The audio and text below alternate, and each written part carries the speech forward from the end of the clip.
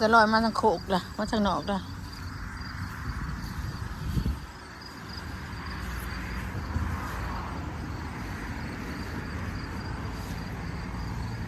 บ่อยากจับมันบ่อยากเครือมันดาว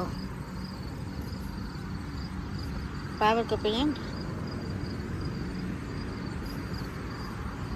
จำนวนมันหลายเป็นหน่วยอยู่จะติด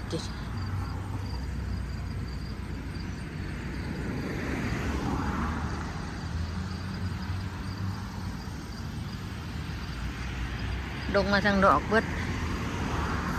ใช่ละหน่วยเลยนี่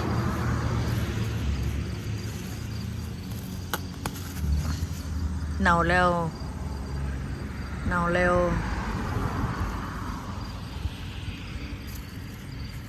มันจะมีอย่างประชุมมันก็เน่าไว้ให้จับหลักตูน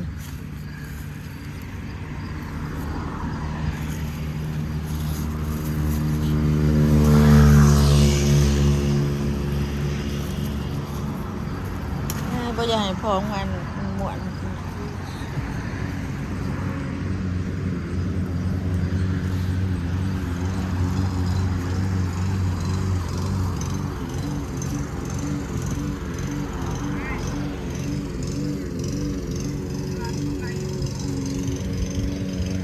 มันนี่ก็เท้า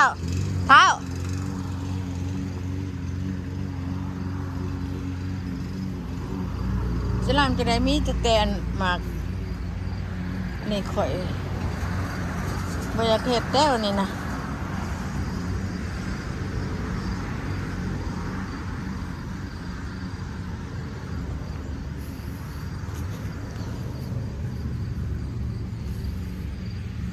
ไม่เฮ็ดไปเดี๋ยวมันเป็นหน่วยจอยๆมันหน่วยลาย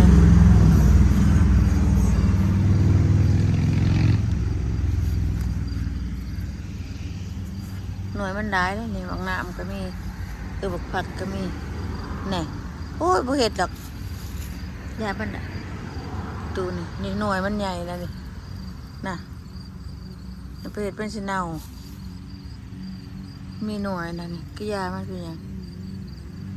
มันลงมาแล้วก็ยาว่าป่ะตัวนี้ก็มีนี่คือการกระเวทปานนี้ซื่อบ่อยากเตะตอกมามีหน่วยกระยามันนี่มันดามันนี่หน่วยมันหลายมันเริ่มแบบจะโปกอ่ะพี่น้องหน่วยใหญ่ๆหน่วยมันไม่ได้พี่น้อง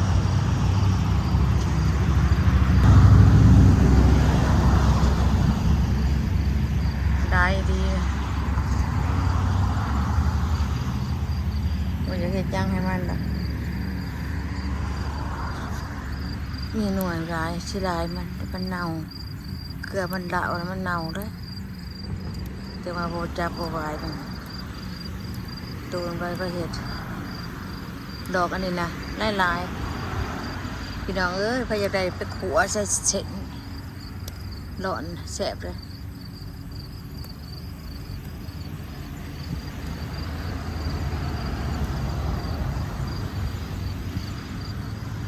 นี่จะเอาอันนั้นมาซักเครือมันหรือบักถั่วยาวบักถั่วขาวยาวแก่บ่ล่ะยาวดีแต่ตัวนี้นั่นยาวจะแนวหน่อยก่อน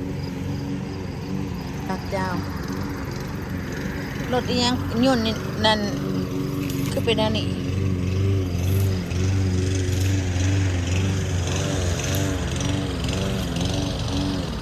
เพิ่งรู้อันกวงมากินในใบม่อนกัดพอถามมานี่ก่อนมานี่จะบอกให้ฟังเอาบ่อยากกู้วัดเขานี่นะบ่อยากกู้ซ้ายมันอันนี้เขานี่นะมาเบิกก่อนมันสิบ่ได้มันกระดังอันนั้นล่ะโอ้เท่าวันบักพักซี่ได้พอเท่าเอาบอกพี่ก่อนถ้าบ่อยากกู้ว่าเครื่องบักบวบบักน้อยบักอืดนี่นะกู้บ่ได้บางงานเพิ่นจีๆพุ่นน่ะใช่ป่ะตัวบางใหญ่ดักวีน่ะมันสิเน่าบ่เฮ็ดนะต้องเอาเข้าไปในเพิ่นบ่เข้าจังน้อยนะ มันสิเล่าว ลามมองมันนอกพี่ เบิ่งแน่พูเขาบ่ต้องเฮ็ดหยังไงมัน ไม่มีเบิ่งนี่ อ๋อหน่วยมันนะโอ้ยเขาอยากมันลาวเขาน่ะยัดเครื่องมันนั่นแตกแล้วมันเสียนั่นนะมีแตะหน่วยมันเห็นบ่เออเอาอยู่อย่าเครื่องมันนั่นน่ะนะเขาบ่อยากให้เฮ็ดเอาออกมันออกพี่นี่เป็นบอกมีแตะหน่วยมันจีอยู่นี่นะนี่บักหน้าบักพักได้ตัวนี้นะเขาบ่อยากให้เฮ็ดได้หั่นน่ะเพราะว่ามันมีหน่วยอยู่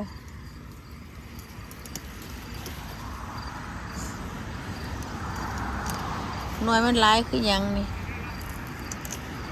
ฮะบอถ่ายอยู่ดิ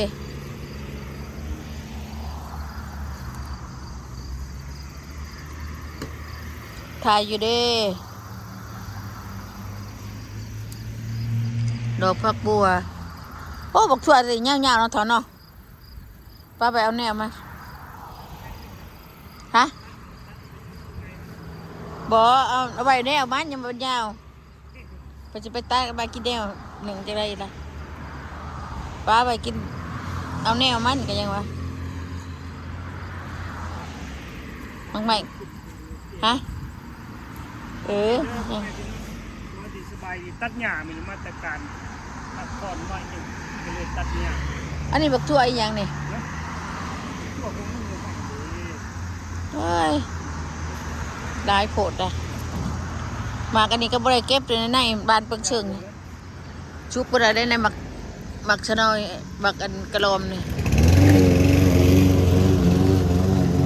มากันหาที่ไก่ชุบบ่ได้ขนอยบ่ได้ชุบเก็บเพิ่นได้มันมีหลายอยู่ผัวข่อยก็บ่มักกินแต่บัดนี้นะมิ้นอันนี้มิ้นคือขี้มันมักผิด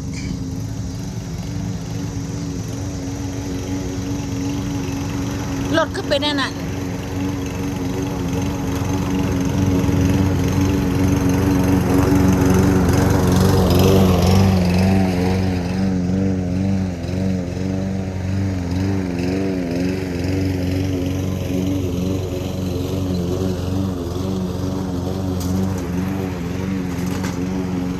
ต้นนี่บ่เป็นบลายปีนี้บ่มีหมากตัดงามันถิ่มนำปีหนาคนได้สิเป็นลายเพราะว่างาช่วงนี้ใหญ่ขึ้นเลยจะได้มันเชื่อร่วมกับตัดเลยตัดงา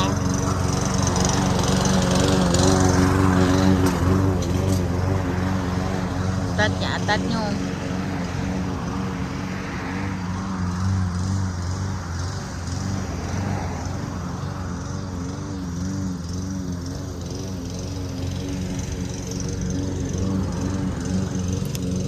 เด็ดดอกอันนี้ก็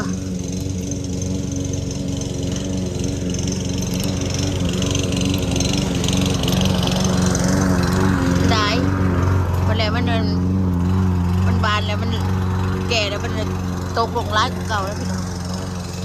ก่อนที่ไปอย่างปลามันไปเล็ดออกตัดหญ้าตัดโยง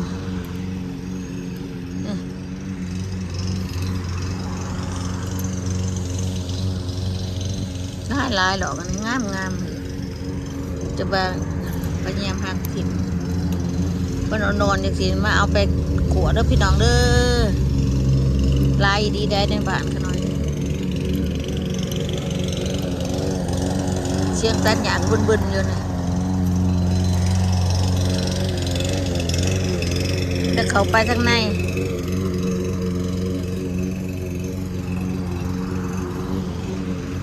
พวกนี้เพื่อนบานพี่น้องป้าตัวกูบ่บรรลัยเก็บถิ่มก่อนพี่น้องพอไปบานดงวันนี้ป้าตัวแกวันนี้กะบ่เป็นง่ายแล้วอันนี้นะจะเป็นบรรลัยอันนี้นะกระดอกกระดึงถิ่มซะกกหมอนอยู่ในอเมริกานี่ก็ไม่จะมาเกิดง่ายพี่น้องง่ายเอาบุญไผ่ปลูกวันนี้เลย เบียร์วันนี้นะกกม่อนได้นี่ใหญ่เบิดละปีกายนี่นะปีกายนี่น้อยเดียวปีนี้ป้าโต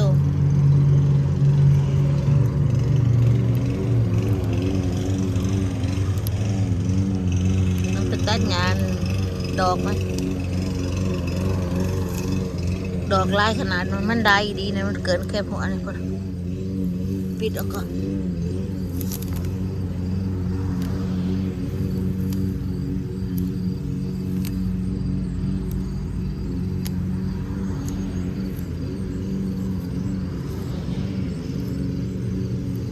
พอเก็บแล้วมันแตกออกมานี่ลายกว่าเก่าเราไม่ได้มาออกมาชวนให้ปิดถิ่มปิดกระบอกเบิดดอกมันเกิดคู่มืออันนี้ก็ได้ตั้งหลายนี่ปานปูฉุกเปิงเชิงเบิดละจักตัดหญ้าเพิ่นก็ดังนั่นน่ะมาตุนี่ก็บ่ได้แก่ได้พี่ดอกยังอ่อนๆอยู่ฮักปล่อยแล้วปะเป็ดฮักปะเป็ดอยู่เบิ่งดูบ่เก็บถิ่มกันมันหล่นด้วยนี่ก็โอ้ยโตหลายบ่แม่นง่ายขนาดก็ได้เก็บมันแก่มันหมากมันนี่เลยสิแก่จังซี่โอ้ยเบิ่งดูว่าทั้งในทั้งนอกเต็มเลยเดี๋ยวมาค่ะ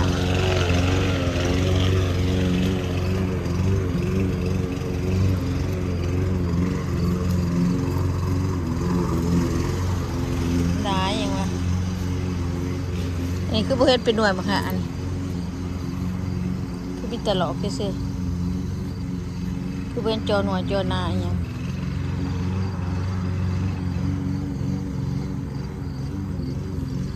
เปียกทางนี้แห้งได้ทางออมบ้านชวนบักสะลอยกันหน่อยเลยตรงนี้แห้งร้ายนี่ป่ะปิดจะไหนกับบ่เบิดดอกมันเกิดตลอดนี่มอนนี่พี่นานี่ใหญ่ได้นี่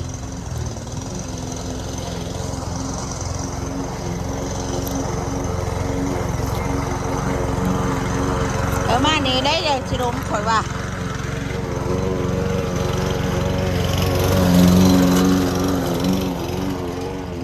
คนตัดหญ้า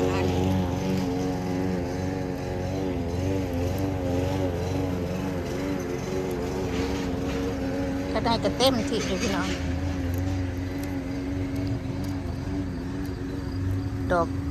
ดอกอันกันใจกันบางคนก็เพิ่นเอาเก็บไปขายแต่คันเราบ่ได้ไปขายหรอกตัวบ้านอ่อนๆเก็บไปขายก็ได้อยู่หรอกแต่ว่าบ่ขายหรอกไม่มีเวลาจะเก็บถิ่นนี่แหละแล้วบอกพี่น้องมาเอาไปผู้ใดสิมาเอาไปพัดไปขัวกับใส่ไก่ใส่หยังก็แซ่บอยู่ปลูกบักแตงก็บ่ได้กินปีนี้มันปีนรับมานี่ต้นอ่อนนี่ต้นอ่อนจังซี่นะโอ้ยขัวแซ่บเลยนี่อ่อนๆอยู่นี่ยังอ่อนนี่ตัวใดมันชุบขึ้นเป็นดอกบานนี่บ่อ่อนไปกินกะแซ่บอยู่กับตำบักหุ่ง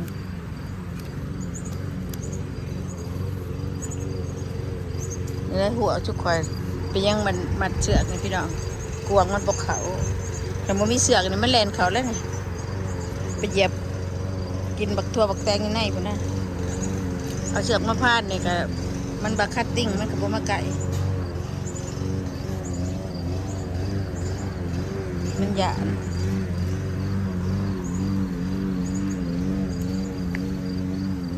ขนาดปลูกอันมืออื่นนี่ก็ชะดาพัดตัวเป็นตัวบ่เป็นนั่นนะตัวได้เป็นก็กินตัวได้บ่เป็นก็ได้ปลูกหลายๆเพราะว่าเห็นว่าบักมันนั้นมันแน่นะปีกายนี่ในลายดีกายนี่กินกับบ่เบิดปีนี้ยังว่าล่ะต้นอ่อนจักเสียนพี่น้องมาเก็บเอานี่ไปขัวเอ้ยโคตรพี่น้องนี่นะต ตัวอ่อนนี่นะนี่อ่อนๆเลยนี่อ่อนๆหนึ่งนี่อ่อนๆหนึ่งลูกเก็บเอาแม่ถ้าพี่น้องอยากขวดมาเก็บเอาเด้อมาขวดมาพัดเส้นนั่นนี่เส้นนี่ขน่อยพัดบ่ปานใดกินก็ได้น้อยอยู่เขากินหลายบ่ได้อ่อนๆได้พอมึงมาเหยียบมาหากูเบิดเลยโอ้ยปลาเท่านี่สิปลามันเกิดอยู่นี่หรอกมาเหยียบมาหาคอยกองไว้นี่มือคอยกำลังจัดติดจับนี่กำลังหน่วยหน่อยๆแน่ๆอยู่หน่วยนี่ใหญ่แน่ละจากบัญชีบ้านบ่หูปากกระบาเอาแนวมันใบปีกายนี่ใบมันลายกับมาหาตัดอยู่อยากให้มันนั่นออกหน่วยโอเคพี่น้องอยู่ดีไม่แห้งพี่น้องเอ้ยว่าจากสีเดือดนอนนะพี่น้องเด้อนี่ฮักปล่อยอยู่นี่